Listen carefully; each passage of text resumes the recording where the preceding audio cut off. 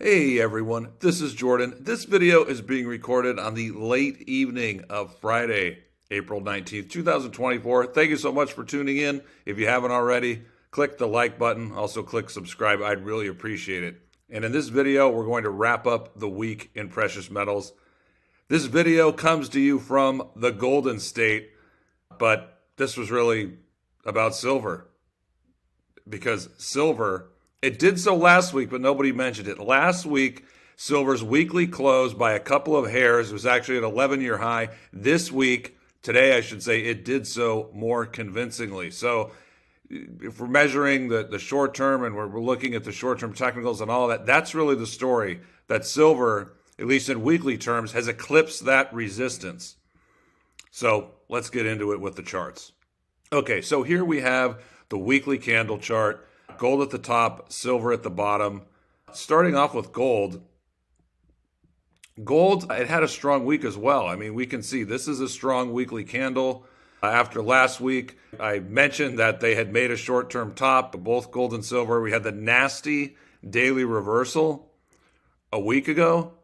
And so to me, I wasn't looking for that big of a correction, but we can see what's happened now. It was like a 1 or a 2 day correction. Gold and silver back up, and that's a very strong weekly candle from gold, especially after last week in that weakness. And looking at the daily charts, I think I mentioned it. A lot of the daily candles were not especially strong recently into the peak from a week ago. But hey, nevertheless, here we are, and this strong candle from gold, that I think supersedes the previous weakness. And also a strong candle from silver as well, obviously. Note they both closed near the highs of the week. Silver closer to the high of the week than gold, but nevertheless, good weekly candles. So silver closing just under 29. And looking at this line of resistance that I drew here, if we're looking at the close, so you look at the white candles and the highest white candles, you had this close here, but also this one here. And so those were, I think, in the low 28s. But I drew this resistance line to intersect with the highs in the bodies. So you can see this body, that's when silver opened up the week there. It opened up the week there. So that's around 28.50 or so. So with the weekly close, silver has cleared that. And if we're looking at the daily chart, there's some resistance in the 29s. And of course, last week, silver intraday nearly touched 30, or tested 30, I should say. One other thing, this is a potential continuation head and shoulders. You have this shoulder here, and then in this head. I mean, I say potentially because it's not the strongest and most obvious pattern. But with that said, you still have a potential using the depth here. This measures to around 34.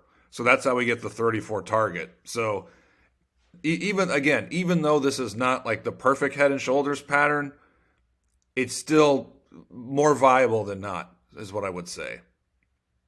So 34 is the next level. That's what we're looking at. One more thing on silver. This is the monthly line chart here. So no candles, all the action here. These are just monthly closing prices in silver. And we can see, so this is 35 here. And after silver had that crash and it stabilized and recovered a little bit, as what happens sometimes in bear markets. Usually there's 3 phases in a bear market. Not always, but you get the first move down, and then you get the rally, and then there's the third phase, which is the worst phase.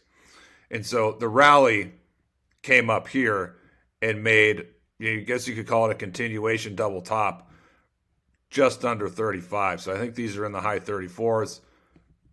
And also the monthly closing high in 1980 is just below 35 as well. I checked it.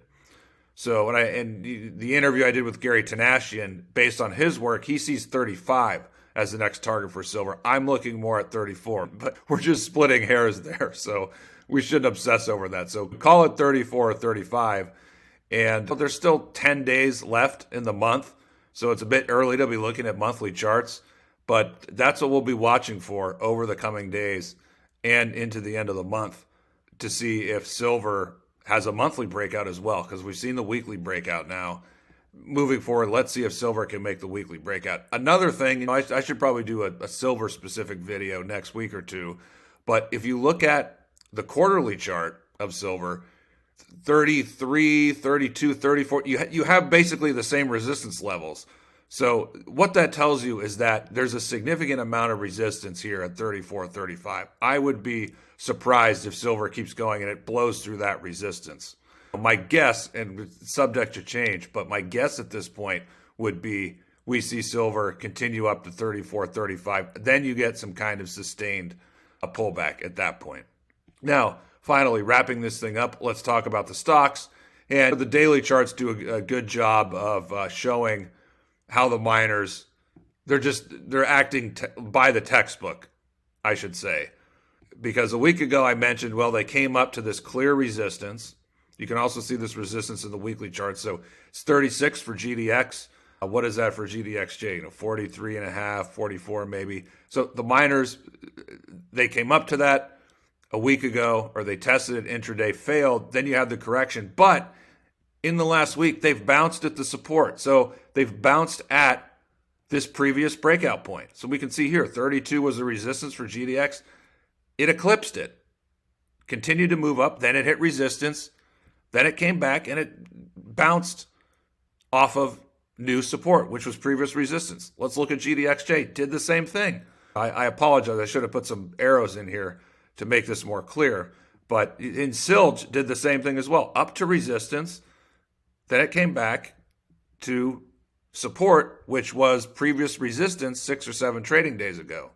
So maybe the miners, they need a little bit more time here before they take out this resistance. Either that, or maybe the momentum just takes over and a lot more panic buying comes in. And then you could see these make another leg higher to, these are the potential targets. For GDXJ, you're looking at 50, 52. I mean, you can see, looking at this price action, this is where you're going to start to get more selling. Same thing for Silge right here.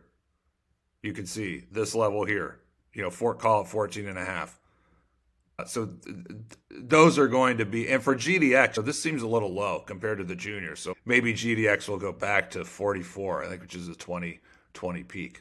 So I know that's getting a little bit ahead of where we are now, but that's just where we are. When you're early in a bull market, you rarely see the corrections that you want to see. Everybody's hoping for this correction so they can buy in. Just you're too early in a new bull market. It's just not going to happen. I mean, folks, even think about what I said a week ago, where we have this correction and it's going to continue. Maybe gold will test the 50-day moving average. Who knows? I mean, maybe it will at some point in the next couple weeks or month or two. But here and now, this is a buy and hold market. You don't want to chase rhino horns in those minor charts.